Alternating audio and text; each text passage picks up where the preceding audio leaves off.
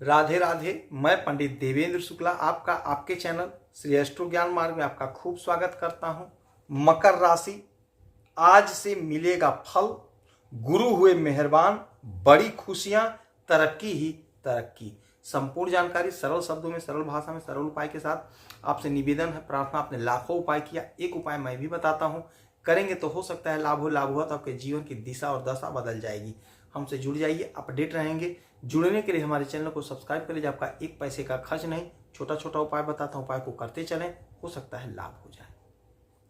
मकर राशि, देवगुरु बृहस्पति आपके पराक्रम के मालिक होते हैं और आपके विदेश के मालिक होते हैं और बैठे हैं आपके पंचम भाव में।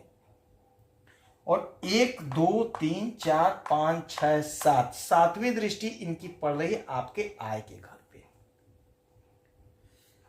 देवगुरु बृहस्पति का नक्षत्र परिवर्तन 19 मार्च को हुआ, किंतु आज से आपके जीवन में चमत्कारी परिणाम देखने को मिलेगा। क्योंकि जब कोई बच्चा जन्म लेता है तो वह शिशु अवस्था में होता है, जैसे जैसे वह बड़ा होता उसका पावर बढ़ता है। यही स्थिति ग्रहों की होती है, जैसे जैसे समय बीतता है ये मजबूत होते हैं तो इनका पावर बढ़ जाता है। तो अब इनका पावर बढ़ गया, तो आज से आपके जीवन में चमत्कारी परिणाम देखने को मिलेगा। आपके पराक्रम में इजाफा होगा। विदेश से जुड़ा कोई मसला, कोई मामला है तो वह सॉल्व होगा। बैठे हुए हैं आपके पंचम भाव में, तो विद्यार्थियों के लिए बहुत अच्छा समय होगा। यदि आप विदेश जाना चाहते थे पढ़ाई के पर्पज से, तो आपका काम सिद्ध होता हुआ दिखाई दे रहा है। आप कोशिश करिए, प्रयास करिए, हो सकता है आपको लाभ मिल जाए। देखिए, देवगुरु बृहस्पति हमारे पराक्रम के मालिक हैं, तो हमारा पराक्रम नहीं बढ़ रहा है तो हो सकता है हमसे जाने अनजाने में कोई गलती हो जा रही हो, तो उस गलती को हम सुधार लें। छोटा छोटा है, हमसे हो ही जाता है गलती, तो इन बातों को नोट कर लीजिए और ये गलती ना हो, इसका पूरा पूरा ध्यान रखिए। जैसे गुरुवार के दिन, बृहस्पतिवार के दिन दाढ़ी नहीं बनाना चाहिए, बाल नहीं कटवाना चाहिए, नाखून नहीं काटना चाहिए, घर में पोछा नहीं करना चाहिए। इन बातों का परहेज करिए, इन बातों को मान लीजिए, तो आपको देवगुरु बृहस्पति का आशीर्वाद और कृपा। और देखिए, देवगुरु बृहस्पति सबसे शुभ ग्रह होते हैं।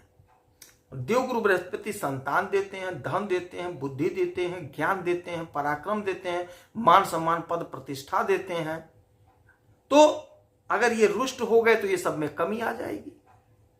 और दूसरी जो हमसे गलती हो जाती है, यह गलती तो कतई नहीं होनी चाहिए। किसी भी ब्राह्मण का हमें निरादर नहीं करना चाहिए, गलत शब्द नहीं बोलना चाहिए। आपको बात नहीं समझ में आ रही है, आप कुछ मत बोलिए, क्या मतलब बनता है? बोल के आप अपने गुरु को कमजोर कर रहे हैं, अपने पराक्रम को गिरा रहे हैं। क्योंकि जब जो भी मकर लगन के जातक हैं, जातिकाएं हैं, हमारी माताएं हैं, बहनें हैं, पिता तुल्य हैं, आपके पराक्रम के मालिक देवगुरु बृहस्पति होते हैं। आपने बहुत प्रयास किया, आपने बहुत कोशिश की, किंतु पराक्रम नहीं बढ़ रहा। मतलब क्या है कि देवगुरु बृहस्पति कमजोर हैं, देवगुरु बृहस्पति का साथ ही नहीं मिल पा रहा है। आपने परिश्रम बहुत किया, आप घर में ही देख लीजिए, काम आप बहुत करते हैं लेकिन नाम दूसरे का हो जाता है। स्कूल में देख लीजिए, आपने अच्छा नंबर पाने का पूरा पूरा प्रयास किया, परीक्षा दिया, लेकिन 2 नंबर से आप पीछे हो गए। कोई लड़का आगे हो गया, उसका पराक्रम बढ़ गया। तो यही, और नौकरी में देख लीजिए, नौकरी कर रहे हैं, आपने बहुत मेहनत किया, बहुत काम कर, लेकिन अफसर छोटे वाले का सुन रहा है, छोटे वाले को मान रहा है।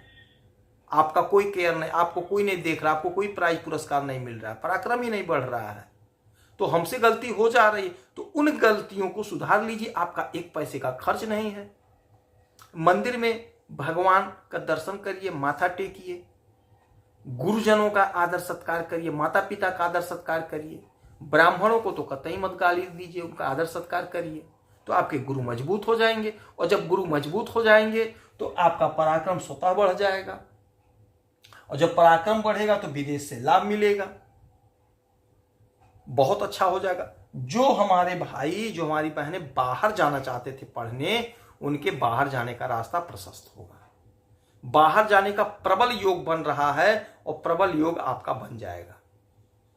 यदि आपका वीजा पासपोर्ट फंसा था तो आप कोशिश करिए, प्रयास करिए, आपका वीजा पासपोर्ट बन जाएगा और आप विदेश चले जाएंगे।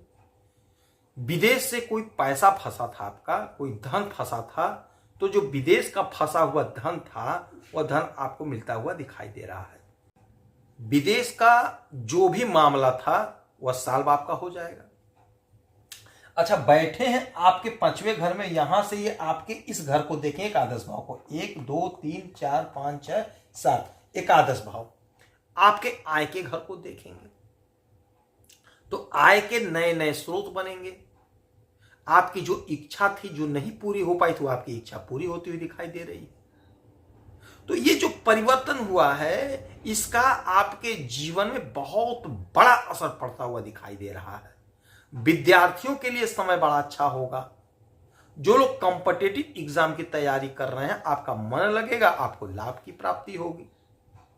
तो कोशिश आप करिए, प्रयास आप करिए। आपका मान सम्मान पराक्रम बढ़ रहा है। ये जो घर है तीसरा, यह घर होता है छोटे भाई बहन का और छोटी दूरी की यात्रा का। तो छोटे भाई बहन से आपका संबंध मधुर होगा। यदि छोटी दूरी की यात्रा करनी पड़ रही है या करते हैं तो वहां से आपको लाभ की प्राप्ति हो रही है। आपका धन बढ़ेगा, आपका मान सम्मान पद प्रतिष्ठा बढ़ रहा है। ऐसा योग, प्रबल योग बन रहा है। तो इस समय का, इस अवसर का पूरा पूरा लाभ उठा लीजिए। चूक नहीं होनी चाहिए, भूल नहीं होने पावे, ऐसा आप काम करिए। उपाय आगे बताऊंगा, उपाय कर लीजिएगा। एक बात समझिएगा कि यदि आपकी कहीं नौकरी नहीं लगी है, आप बेरोजगार हैं, कोई धंधा नहीं कर रहे, बिजनेस कर रहे, तो आय का स्रोत बन रहा है, इसका मतलब कहीं नौकरी लगेगी। तो इंटरव्यू दीजिए, परीक्षा दीजिए। कोई बिजनेस अगर आप स्टार्ट करना चाहते थे, नहीं हो पाता, तो स्टार्ट करिए, क्योंकि आय बढ़ रहा है तो आपका बिजनेस स्टार्ट हो जाएगा। तो ये जो समय है चौतरफा लाभ का समय है। कोशिश करिए, प्रयास करिए, लाभ मिलेगा। इस समय में 1 लोटा जल, पिसा हुआ हल्दी, चने की दाल और थोड़ा सा गुड़ और धूप बत्ती लेकर के केले के वृक्ष की पूजा करिए। 1 रुपए का एक सिक्का चढ़ा दीजिए। शाम के समय सिक्का मंदिर में ले आके दान पत्र में डाल दीजिए, हो सकता है आपको लाभ मिले। गुरुजनों का आदर सत्कार करिए, अपने माता पिता का आदर सत्कार करिए, ब्राह्मणों का आदर सत्कार करिए, हो सकता है आपको लाभ हो। यदि आपकी कोई समस्या परेशानी तो आप इसी वीडियो में डिटेल करेंगे। आपके कुंडली का विश्लेषण करूंगा, समीक्षा करूंगा, सटीक और सरल उपाय बताऊंगा, करेंगे तो हो सकता है लाभ हो। आप खुश रहें, हैप्पी रहें, यही हनुमान जी से हमारी प्रार्थना है। जय श्री राधे।